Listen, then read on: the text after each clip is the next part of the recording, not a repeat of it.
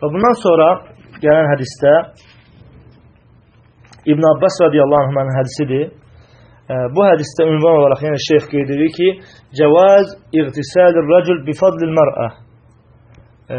Kişinin qadından qalan su ilə yuyunmasının caizliyi. Yəni qadın qüsl aldıqdan sonra qabda qalan su ilə kişinin yuyunmasının caizliyi. Hani İbn Abbas radiyallahu anhuma enne Nebiyye sallallahu aleyhi ve sellem kana yagtasilu bifadli Meymunete radiyallahu anha. Akhracahu Muslim. Müslimdə gələn hədisdə İbn Abbas radiyallahu anh'a buyurur ki, Peyğəmbər sallallahu aleyhi və səlləm Meymunə radiyallahu anhədən, yəni Peyğəmbər sallallahu aleyhi və səlləmin zövcələrindəndir, Meymunə radiyallahu anhədən qalan su ilə yuyunardı. Və Sünən kitablarında gəlib ki, Sünən kitablarında gələn ləfsdə isə buyurur ki, İğtəsələ bə'du əzvacin nəbiyyə sallallahu aleyhi və səlləm fi cəfnə. Peyğəmbər sallallahu aleyhi və səlləmin zövcələrindən bəziləri bir qabda yuyundu. Fəcəəl yəğtəsilə minhə və Peyğəmbər sallallahu aleyhi və səlləm gəldi ki, həmin qabda qalan su ilə yuyunsun. Fəqalət ləhu və Peyğəmbər sallallahu aleyhi və səlləmin zövcəsi Peyğəmbər sallallahu aleyhi və səlləmə dedi ki, inni kuntu cunubən, dedi ki, mən cunub idim. Və mən deyir ki, həmin sudan qüsl alanda mən cunub idim. Və Peyğəmbər sallallahu aleyhi və səlləm buyurur ki, innəl məə lə yücnib. İnnəl məə lə yücnib. Və Peyğəmbər sallallahu aleyhi və səlləm buyurur ki, su cunub olmur. Su cunub olmur. Və başqa ləfsdə gəlib ki, innəl məə lə yəncüs. Lə yünəccisuhu şey. Başqa ləfsdə gəlib ki, suyu heç nə nəcis etmir. Suyu heç nə nəcis etmir. Və bu Sünəndə gələn ləfsi də Tirmizi rahimehullah səhihləşdirib və həmçinin İbn Xuzeymə rahimehullah səhihləşdirib. Və hədis İbn Abbas radiyallahu anh'dan gəlib. İbn Abbas radiyallahu anh'ın adı Abdullah İbn Abbas İbn Abdülmuttalib Əl-Həşimi Əl-Quraşi və ümmətin alimlərindən olub, fəqihlərindən, Quran təfsirçisi olub və hicrətdən 3 il əvvəl dünyaya gəlib və Peyğəmbər sallallahu aleyhi və səlləm onun üçün dua edib, Allahumma fəqqihhu fid-din və allimhu tə'vil. Allahım onu dində fəqih et, yəni alim et, elmli et və ona təfsiri öyrət, tə'vili öyrət, yəni təfsiri öyrət. Və o çoxlu elmə nail olub. Peyğəmbər sallallahu aleyhi və səlləm vəfat edəndə artıq həddi buluğa çatmışdı və Abdullah ibn Abbas radiyallahu anhuma Taifdə 68-ci ildə, hicrətin 68-ci ildə Taifdə dünyasını dəyişib və Muhammed ibn Hənəfiyyə onun cənazəsini qılanda buyurur ki, Əl-yevmu mətə Rabbaniyyü hədihil ümmə radiyallahu anhu və buyurur ki, bugün bu ümmətin Rabbani alimi öldü. Bugün deyir, ümmətin Rəbbanisi, Rəbbani alimi, böyük alimi öldü. Və hədis də artıq hədisin əsli Müslimdədir, bizə aydın oldu və İmam Tirmizi rahimehullah da, İbn Xuzeymə rahimehullah da Sünəndə gələn ləfsi də səhihləşdiriblər. Və hədisdə gəldi ki, Peyğəmbər sallallahu aleyhi və səlləm Meymunə radiyallahu anhədən qalan su ilə yuyunub. Meymunə radiyallahu anhə kim olub? Meymunə bintil Haris əl-Hilaliyyə. Meymunə bintil Haris əl-Hilaliyyə Peyğəmbər sallallahu aleyhi və səlləm onunla ümrə etdiyi zaman hicrətin 7-ci ilində Peyğəmbər sallallahu aleyhi və səlləm onunla evlənib.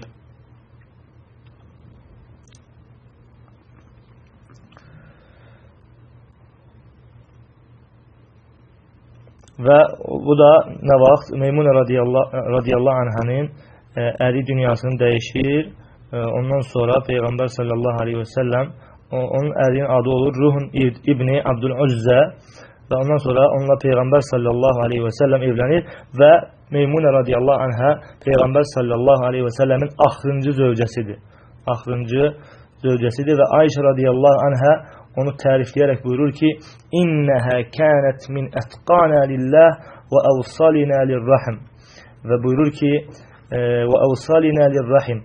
Və buyurur ki, Meymunə radiyallahu anhə, Ayşə radiyallahu anhə buyurur ki, Meymunə radiyallahu anhə bizim Allahdan ən çox qorxanımız və qohumluq əlaqələrini ən çox birləşdirənimiz idi. Və Meymunə radiyallahu anhə Sərifdə dünyasını dəyişib 51-ci ildə, ən doğru rəyə görə 51-ci ildə dünyasını dəyişib. Və hədisdə gəldi ki, Peyğəmbər sallallahu aleyhi və səlləm o vaxt ki, Meymunə radiyallahu anhə ona deyəndə ki, mən həmin sudan qüsl aldığım zaman cünub idim və buyurur ki, Peyğəmbər sallallahu aleyhi və səlləm İnnəl məə la yücnib. İnnəl məə la yücnib. Yəni, su cünub olmur. Yəni, bunun mənası nədir? Peyğəmbər sallallahu aleyhi və səlləm buyurur ki, Ennəl məə la tusibuhul cənəbə. Suya deyir ki, cənabət baş vermir. Və Nəsəidə gələn rəvayətə gəlir ki, فَإِنَّ الْمَاءَ لَا يُنَجِّسُهُ شَيْءٍ. Həqiqətən suyu heç nə nəcis etmir. Sindi rahimehullah bunu təfsirində buyurur ki, şərhində buyurur ki, İzə istə'mələ minhu cunub əv muhdis fələ yasirul bəqiyyə nəcisən bi cənəbətil müstə'mil əv hədəfihi. Dedir ki, yəni mənası budur ki, insan, cunub olan insan və yaxud da dəstəmazı pozulan insan həmin sudan dəstəmaz alarsa və yaxud da qusl alarsa su nəcis olmur. Qusl alanın cənabətinə görə suya heç bir təsiri yoxdur. Və sonra şeyx buyurur ki, fi hədəl hədis və mə qabləhu dəlinu alə cəvazi iqtisəli rəcül bilməi illəzi yəbqa min quslil mər'ə. Və buyurur ki, bu hədis və bundan əvvəlki hədis dəlildir ki, kişiyə qadından qalan su ilə yuyunmaq caizdir. Və ənə hədəl iqtisəl lə yüəssiru fi tahuriyyətil mə. Yəni, bu yuyunmaq suyun paklığında, həmin suyun paklığında heç bir təsiri yoxdur. Və ənəl məə lə yüncəs. Yəni, çünki su nəcis olmur. Və hədəl fi'l minə Rasulun s.ə.v. li bəyəni təşriyə. Və bu feil, yəni Peyğəmbər s.ə.v-in belə etməsi, Meymunə radiyallahu anhədən qalan su ilə yuyunması və bunun şəriətdə olmasına və bunun caiz olmasını bildirir Peyğəmbər sallallahu aleyhi ve sellem bu əməli ilə. Peyğəmbər sallallahu aleyhi ve sellem bu əməli ilə bunun caiz olmasını bildirir. Və buradan biz artıq nə götürürük? Əvvəlki hədisdə, hansı ki sahabədən adı, yəni bizə çatmayan, həmin sahabədən rəvayət olan hədisdə gəldi ki, Peyğəmbər sallallahu aleyhi ve sellemin qadağanı. Amma bu bir hədisdə Peyğəmbər sallallahu aleyhi ve sellemin əməli. Və bu bizə nəyi bildirir? Və ola bilər ki, deyir Şeyx Abdullah Fozan buyurur ki, ola bilər ki, Peyğəmbər sallallahu aleyhi ve sellem bir şeyi qadağan etsin, sonra özü həmin şeyi etsin. Və yaxud da Peyğəmbər sallallahu aleyhi ve sellem bir şeyi qadağan etsin, bir şeyi əmr etsin, sonra həmin şeyi özü tərk etsin. Və bunlar, yəni, onu bildirir ki, buradakı qadağan təhrim, yəni haramlıq qadağanı deyil, yəni bəyənilməməsini bildirir və həmçinin də vaciblik də, yəni Peyğəmbər s.ə.v əmr edərək sonra həmin şeyi eləməməsi və onu bildirir ki, buradakı əmir vacibliyə dəlalət eləmir. Vacibliyə dəlalət eləmir. Və belə olanda, yəni burada deyilmir ki, Peyğəmbər sallallahu aleyhi ve sellemə xas idi, qalanlara isə qadağandır. Çünki Peyğəmbər s.ə.v qadağan edib, amma özü yuyunub və burada deyilmir ki, Peyğəmbər sallallahu aleyhi ve sellem xas idi. Çünki Peyğəmbər sallallahu aleyhi ve sellemin feilini ümmətə olan sözü ilə zid gətirmək üçün, yəni xaslaşdırmaq üçün, belə deyək, xaslaşdırmaq üçün dəlil lazımdır. Ki, Peyğəmbər sallallahu aleyhi ve sellem bildirsin ki, bu Peyğəmbər sallallahu aleyhi ve sellemə xasdır.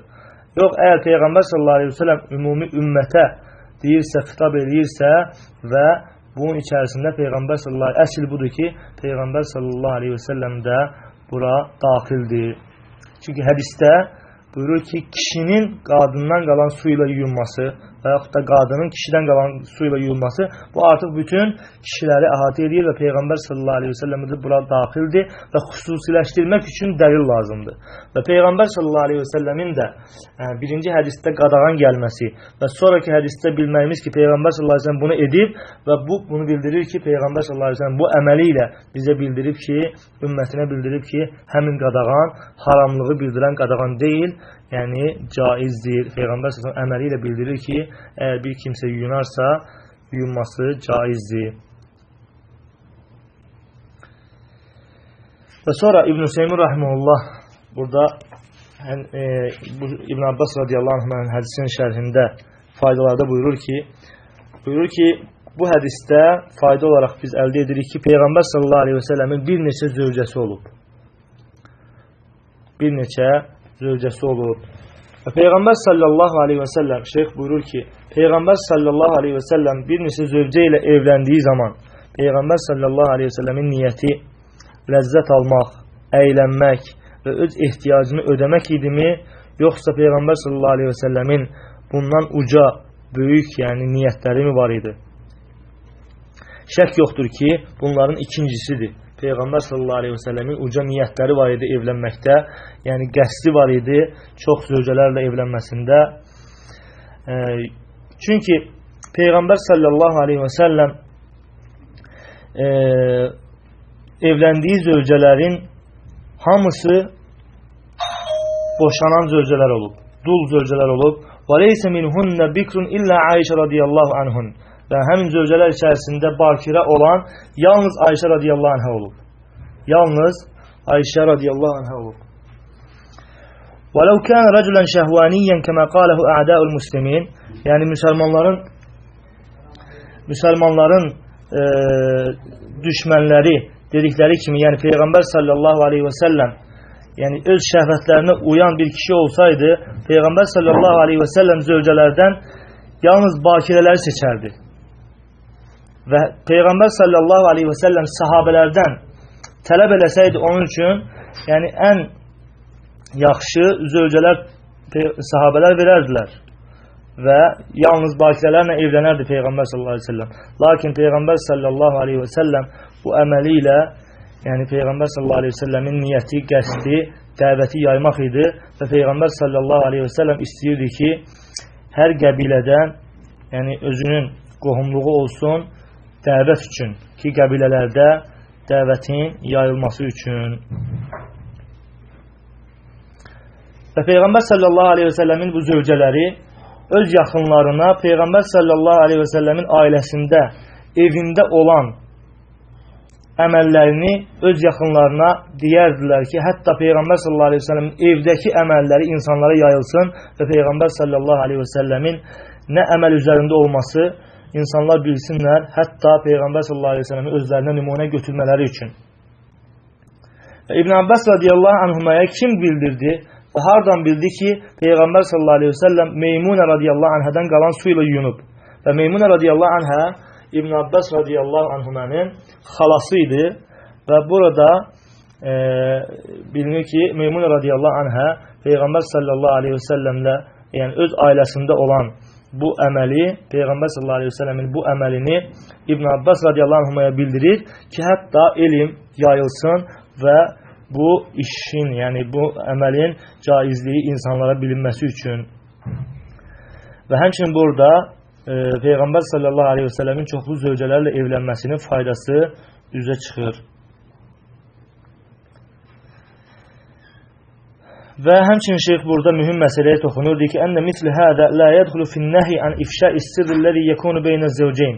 Və bu kimi şeylər deyir ki, Peyğəmbər sallallahu aleyhi ve sellemin, yəni zövcələrinin həmin ailədə baş verən şeyləri, Peyğəmbər sallallahu aleyhi ve sellemin əməllərini öz yaxınlarına danışması, yayması və bu iki ər və zövcə arasında olan sirri yaymaqdan deyil.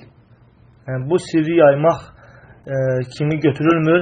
Çünki bu yalnız Peyğəmbər sallallahu aleyhi ve sellemin bizə öyrətdiyi şəri hökmü insanlara çatdırmaq idi ki, hətta ümmət bu hökmdən faydalansınlar deyə. ki Peyğəmbər sallallahu aleyhi və səlləmin ailəsində, yəni Peyğəmbər sallallahu aleyhi və səlləmin ailəsində nə formada əməl etməsi, yəni bütün hər şeyi xırdalıqları ilə Peyğəmbər sallallahu aleyhi və səlləmin zövcələri insanlara çatdırardılar ki, hətta elm yayılması və Peyğəmbər sallallahu aleyhi və səlləmin ailədə də necə olması insanlara bilməsi üçün. Və həmçinin bu hədisdə Peyğəmbər sallallahu aleyhi və səlləmin təvazökarlığı üzə çıxır. Peyğəmbər sallallahu aleyhi və səlləm əgər təkəbbürlü biri olsaydı, Peyğəmbər sallallahu aleyhi və səlləm zövcəsinə deyə bilərdi ki, suya yaxınlaşma, hətta mən qüsl alım, sonra sən qüsl alarsan. Və Peyğəmbər sallallahu aleyhi və səlləmin burada təvazökarlığı üzə çıxır. Peyğəmbər sallallahu aleyhi və səlləm təkəbbürlükdən uzaq idi və təvazökarların ağası idi. Və Peyğəmbər sallallahu aleyhi və səlləm öz ailəsi üçün xeyirli olan idi. Necə ki, Peyğəmbər sallallahu aleyhi və səlləm buyurur ki, xeyrukum xeyrukum li əhlihi və ənə xeyrukum li əhli. Sizin ən xeyirliniz öz ailəsi üçün xeyirli olandır və mən də sizin içərinizdə öz ailəm üçün ən xeyirli olanam. Bundan sonra başqa ünvan gəlir, başqa hədis gəlir. İnşallah qalsın gələn dərsə Allah Teala istifadanlardan eləsin. Allah Teala bizə Peyğəmbər sallallahu aleyhi və səlləmin sünnəsini ən gözəl şəkildə öyrənərək və ona ən gözəl şəkildə Allahın razı qaldığı formada əməl etməyi bizi müvəffəq eləsin. Allah Teala istifadanlardan eləsin. Və sallallahu alə nəbiyyina Muhammed və alə alihi və sahbihi əcma'in. İxlasla.com saytı tərəfindən təqdim olundu.